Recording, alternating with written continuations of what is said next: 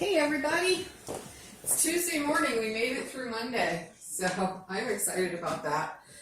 I got a notice last night from my boss that she wants to do a socially distanced potluck with the proposal managers, which there are just 4 of us and her. So I decided I'm going to make enchilada casserole because it's easy. It'll serve 4 to 6 people. So if they really like it, they can take 2 servings. If not, they just take 1. And it's easy for me to carry to the office and reheat in the microwave. So I figured I'm going to go ahead and show everybody that. I was going to make my chicken enchiladas for myself this week, but that has changed since we're going to do this little luncheon. Everybody in my proposal team has been vaccinated. We're all in different phases. I think I still have a week and a half before I'm fully vaccinated. So I'll stay as far away from everybody as possible in the conference room, which is, pretty big. So shouldn't be hard to get 6 feet apart from anybody in the room. So to start, a couple of things. I wanted to show everybody, I got some direct messages yesterday from a couple friends about how did I keep my all-clad pan so spotless. This is how I keep my all-clad pans spotless. Any of my stainless steel cookware, and including my stainless steel sink, I do not use it on the refrigerator. It's called Barkeeper's Friend. If you own anything stainless steel, a sink, or pots and pans, you really need this. You sprinkle it on. It's kind of like Comet in the old days, but it has a different kind of acid buildup. It's strictly for stainless steel. You sprinkle it on, inside of ovens. You sprinkle it on a damp surface, let it sit for a few minutes, and then just scrub it off. And it keeps all of my stainless steel interiors and exteriors spotless. So if you, they sell it at Walmart. They also have it online. So let me wash my hands since I handled that. Hang on just a second. Since I am making food for other people today, I'm going to be extra super cautious. More so than I normally am. Alright, so I've got my oven heated to 350. I turned that on a little while ago. And I've got all my ingredients. Like I said, this is really, really super simple. Works really well taking it to potlucks, taking it to a friend's house, impress them. So I've got my casserole dish. This is an 8x8. This is Temptations. I found this. So one of my goals this year is to not buy anything new, cookware, kitchen, or furniture-wise. So it's getting hard. I will not buy stainless steel or frying pans used. I might buy pots, but I check their condition. I just bought a new all-clad roaster, or a large pan through eBay, but I really inspected that really well in the photos before I bid on it. I got a $450 pan for $75 on eBay. This one I found at a local Blue Ridge Hospice thrift store. I really like that place. It's where I found my $5 fruit bowl. And I thought this was very pretty. It's Temptations, so I know it's oven safe. So it's getting used today. So to start off, I sprayed it with Pam. I didn't want to use any nut oils like coconut oil because I don't know if anyone in my office has a nut allergy. So it is sprayed. I'm going to put down, and I just use Old El Paso enchilada sauce. I'm using Old El Paso black refried beans. I like the black beans better. You can use any type of bean that you want, but you do need bean in this casserole. I've got red sauce. Just like my lasagna, I use more than one sauce. I think it adds more flavor. So I've got a container of Frontera green enchilada sauce. I'm going to be using that. I've got my leftover chicken. I'm not going to be putting a lot of chicken, but I'm going to put it in one specific area of the pan, and I'm going to identify that with the green sauce. I've got pre-shredded Monterey Jack cheese because I had it in the fridge and I need to use it. And I've got some Monterey Jack and some Cheddar Jack that I've sliced into 1 inch by 1/2 inch slices. They're going to be layered in the pan. And I've got, these were the hardest thing in the world to find this week. I don't know what it is, but white corn tortillas. Couldn't find them in any store. Had to go to 4 different stores to get this pack of tortillas. So I tried to order them on both Walmart and Martin's, where I order online, and couldn't get it there. So I went into Winchester, found went to the Martin's there, couldn't find him there. Went to the Walmart there, couldn't find him because Steven said he has his own Martin's and Walmart. And then I went to a little Latin store in Winchester, found white corn tortillas. I can't believe they're that hard to find. So got my pan, my casserole pan. I'm going to put a little red sauce. You're going to layer this just like you do lasagna. I'm going to put a little red sauce on the bottom. We're going to use more sauce than normal because these corn tortillas are not cooked. I'm not heating them in the oven. I'm not heating them in a frying pan. I'm just going to layer them right in. You could use flour, but I find that the flour kind of disintegrates, goes to nothing. So this is going to take 3 tortillas per layer. This is not a round dish, so I have corners that I need to fill. So there's a corner there, and there's a corner there, and those 2 corners are fine. So on top of that layer, I'm going to go ahead and put in a little bit of chicken that I have, over half of the pan. Okay, actually I could probably go ahead and make chicken all over.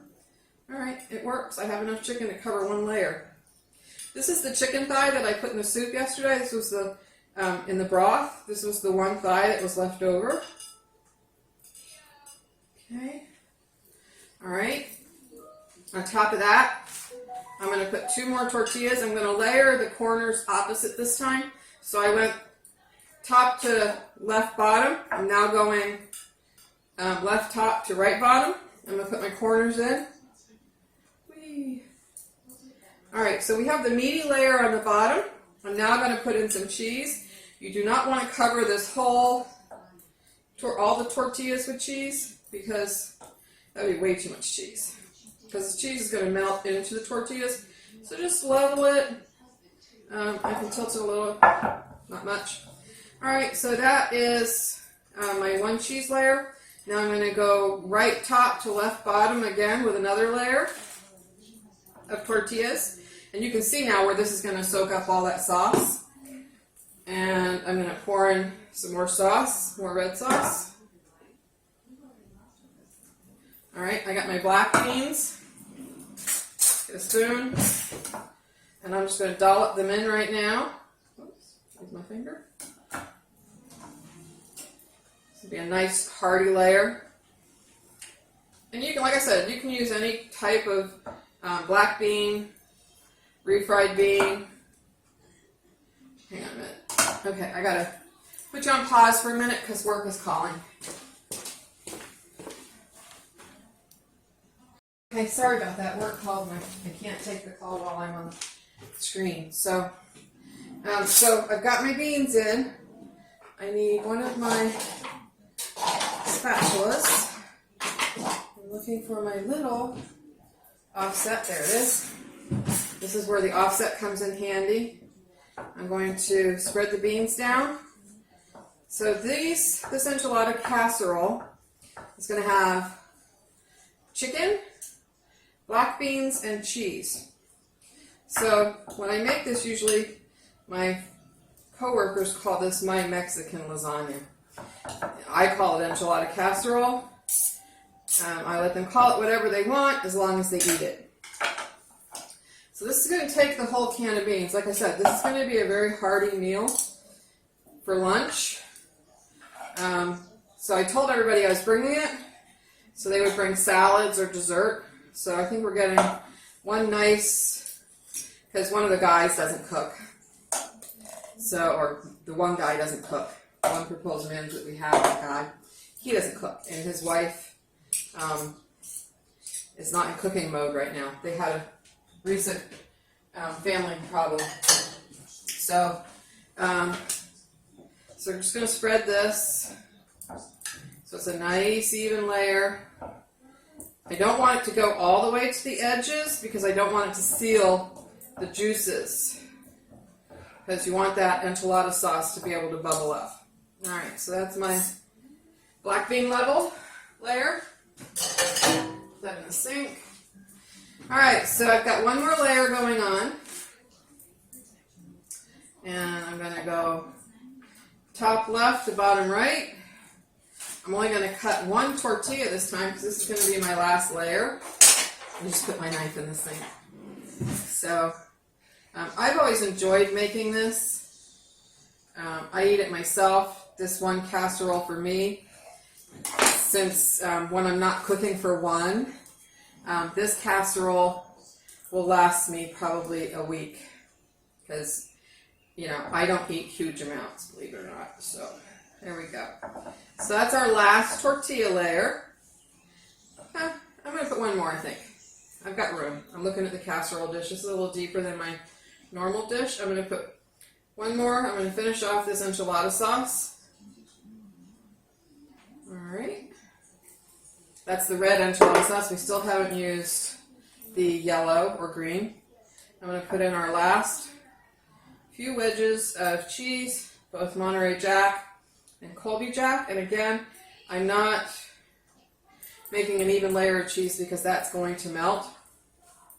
My last layer, I promise, is top right to bottom left, and then the corners. And the reason I stagger it that way is to make sure that we're getting full coverage of the tortillas. I'm going to push down a little bit, kind of compress it. You can see it's really compressed. The other thing that I'm going to do is run my knife along the sides.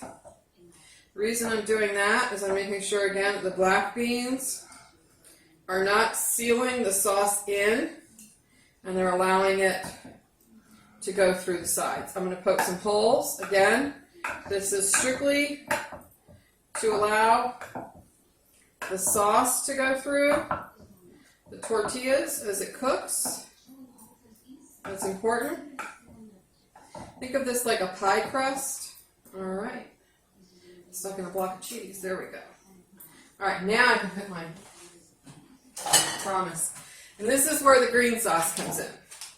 So this is a smaller, I was hoping for a can of this. I couldn't, again, I don't know what it is, but couldn't find a can. So I'm just going to put a layer of green sauce on top. Oh, that smells wonderful. This is really a good enchilada sauce, but this really only covers like 4 enchiladas. And I do that in a fry pan, my 10-inch fry pan. When I'm just making it for myself, I'll roll up 4, put them in the fry pan, and cover it with that, and then bake it. So this is done. I've got my shredded jack cheese. I'm going to put that on top. Just like a lasagna.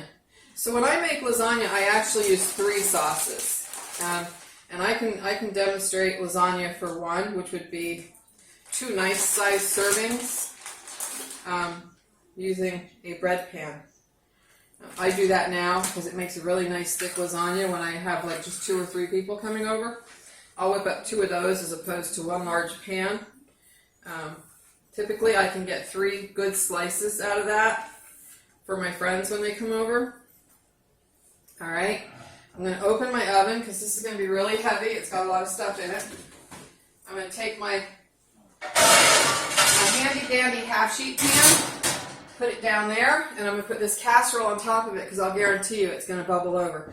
Everything in here is cooked. Now it's just a matter of heating, melting, and then overnight the flavors will all blend, just like lasagna. It'll be better tomorrow. So this goes in the oven, 350 degrees. That's good. That green sauce is excellent. 350 degrees.